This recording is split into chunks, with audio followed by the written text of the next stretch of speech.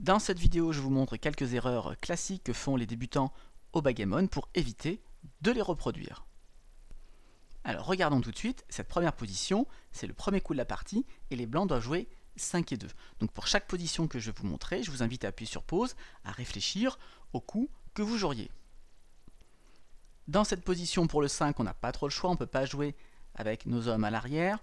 Jouer de 8 en 3 laisse une frappe pour les noirs, donc on va jouer de 13 en 8. L'erreur qui est souvent faite par les débutants est de continuer avec le même pion et de jouer de 8 en 6. Le débutant se dit qu'il a réussi à ramener un de ses hommes dans son bord intérieur sans laisser de frappe et donc que c'est un bon coup. Le problème ici, c'est qu'en définitive, il n'a pas vraiment fait avancer sa situation. Il a exactement la même structure qu'avant de jouer, il va laisser noir développer son jeu. Dans cette position avec le 5, il fallait effectivement jouer de 13 en 8, mais avec le 2 derrière, il vaut mieux jouer de 24 en 22, ou encore même de 13 en 11 par exemple. Au backgammon, il vaut mieux prendre des petits risques ici, pour vous permettre de développer plus tard votre jeu. Ici, au tour d'après, noir n'a que la combinaison 6 et 4 pour frapper, donc c'est un petit risque. Par contre, blanc, maintenant avec une combinaison comme 6 et 3 peut faire 1.5, avec 4 et As peut faire le point barre, avec n'importe quel 2 faire un point en plus. Donc on voit qu'un petit risque permet le coup d'après d'améliorer avec beaucoup plus de combinaisons sa structure. En jouant 13-8 et 8-6, vous pensez jouer de façon assez sûre, mais en fait, le tour d'après, vous avez plein de dés qui vont vous obliger à laisser un homme tout seul. Donc c'est une mauvaise idée de croire que c'est un jeu sûr. D'une façon générale, au backgammon, il faut éviter en plus d'avoir des piles de checkers ici. 6 hommes sur une pile, c'est beaucoup trop, vous n'avez pas de souplesse et ça va vous créer des problèmes par la suite.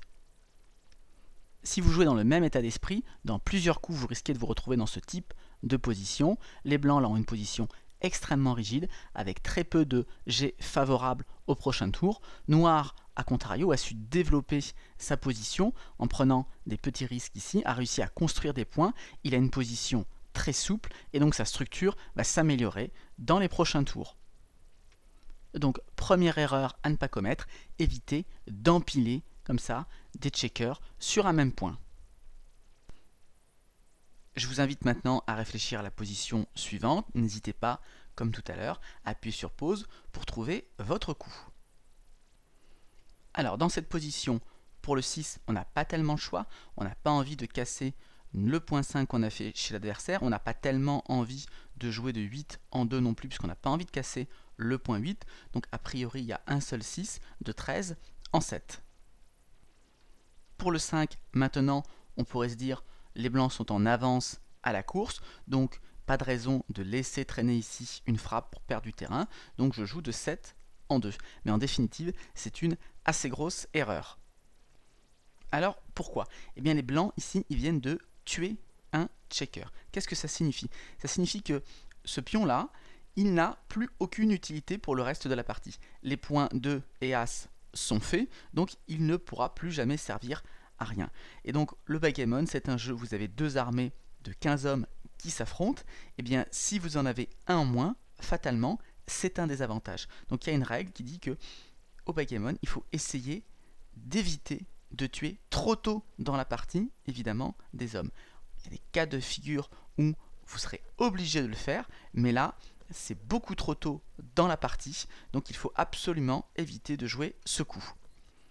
À la place, je vous propose le jeu suivant, donc 13-7, et avec le 5, plutôt de jouer de 13 en 8. Alors certes, vous laissez ici une frappe, mais si vous êtes frappé, c'est pas dramatique, vous êtes bien ancré sur le point 5 de l'adversaire, donc vous n'aurez pas de difficulté à jouer derrière. Et puis si vous n'êtes pas frappé, ce qui arrive la plupart du temps, eh bien vous avez maintenant ici 3 constructeurs, par exemple, pour faire le point 4 ou le point 3 que vous avez envie de faire, ou même encore constituer ici, faire le point barre, le point 7, et avoir un petit prime de 3 devant le point 5 de l'adversaire. Si vous avez opté pour l'autre jeu, le problème c'est que dans quelques tours, vous risquez de vous retrouver dans ce type de situation avec de nombreux ici checkers qui sont tués, et malgré votre avance à la course ici, il faut savoir que dans cette position, les noirs sont assez nettement favoris. Donc deuxième conseil important de cette vidéo, évitez de tuer trop tôt dans la partie des hommes. Bien, passons à la position suivante, vous avez double 4 à jouer ici, que faites-vous?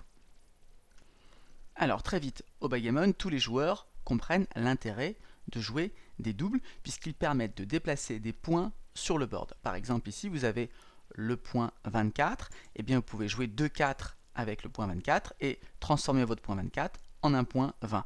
Vous frappez l'adversaire, vous prenez le point 5 de l'adversaire, donc c'est un très bon coup. Ensuite, on peut s'apercevoir qu'ici on a un homme à la barre, on a envie de renforcer son board intérieur, donc même chose, on a le point 8, ici on peut déplacer ici le point 8 sur le point 4 et faire ainsi le point 4. On a en un coup frappé l'adversaire, fait le point 5 chez l'adversaire et fait son point 4. Donc que des bonnes choses. Et pourtant, ici, on a fait une énorme erreur. Alors, regardons pourquoi. Alors, une remarque importante, ce n'est pas parce qu'on a amélioré sa situation qu'on a bien joué. Avec les doubles, très souvent, vous aurez beaucoup de jeux devant vous, beaucoup de jeux qui amélioreront votre situation. Le problème, la difficulté, ça va être de trouver le meilleur. Et puis, autre remarque ici, pour les noirs, dès qu'ils vont rouler au prochain tour un 5, un 2 ou un as, ils reviennent très vite dans la partie. Et pour blanc, la partie donc est vraiment loin d'être gagnée. Reprenons donc depuis le début. Donc on a dit que les doubles étaient intéressants parce qu'ils permettaient de déplacer deux hommes à la fois. Ils permettent de le faire, mais par contre, il faut bien comprendre qu'on n'est pas obligé de le faire. Et une grosse erreur que l'on fait quand on joue des doubles, c'est qu'on joue trop vite les hommes 2 par 2. Ici, il est clair qu'on a envie de frapper. Eh bien, on n'a besoin que d'un seul homme pour frapper. Et ensuite, on regarde, peut-être qu'on va jouer de 24 en 20, mais peut-être que ce n'est pas la priorité. Ici, quand on regarde de l'autre côté du board, on s'aperçoit que les noirs, ici, sont sur notre point 5. Ce qui veut dire qu'au prochain tour, si ils roulent un 5, ils vont venir faire le point 5 chez nous. C'est un trop gros avantage, donc il faut tout de suite regarder si on ne peut pas frapper cet homme. Alors, il nous faudrait un 1 ici, un 3 ici, mais avec un 8, on peut le frapper encore une fois en jouant un par un les 4. Et cerise sur le gâteau, en fait, le dernier 4 nous permet ici de ne même pas laisser de blot et de couvrir notre point As. Donc regardez maintenant l'écart entre les deux jeux. On a 2 hommes noirs à la barre au lieu de 1 tout à l'heure. On a 3 points dans son board intérieur comme tout à l'heure. Et on n'a plus de blot. Donc véritablement ici ce jeu est nettement supérieur à l'autre. Et pourquoi on a pu trouver ce jeu? Parce qu'on a joué tranquillement les 4 dés qu'on avait à jouer, un par un. Donc, troisième erreur de cette vidéo à éviter, ne pas jouer automatiquement les doubles en jouant les hommes 2 par 2. On passe maintenant à la dernière position de cette vidéo. Les blancs ont 6 et 5 à jouer. Que faites-vous? Alors ici, avant de rouler, les blancs avaient évidemment envie de faire un 2 pour frapper ici le blot noir, ou alors un 5 pour compléter leur prime ici de 5. Ils ont roulé un 5, donc il y a un jeu automatique de jouer de 13 en 8. Et puis après le 6, il n'y a pas beaucoup de 6, on ne va pas jouer à l'arrière, on va jouer ici de 13 en 7. On pense qu'on a joué ici un bon coup, on est très content d'avoir un prime de 5, et en fait on est passé à côté de l'essentiel, et on a commis une énorme erreur. Alors reprenons le coup. Il est clair que faire un prime de 5 alors qu'on a 2 hommes adverses derrière, c'est extrêmement intéressant. Mais une bonne règle dont il faut se rappeler au backgammon, c'est quand vous avez trouvé un bon coup, cherchez-en un meilleur. Et là, on attendait un 2 pour frapper évidemment les noirs. Mais on a peut-être oublié de considérer qu'on pouvait frapper noir avec les hommes à l'arrière. Et justement, qu'est-ce qu'il faut pour frapper les noirs avec nos hommes à l'arrière? Il faut 11.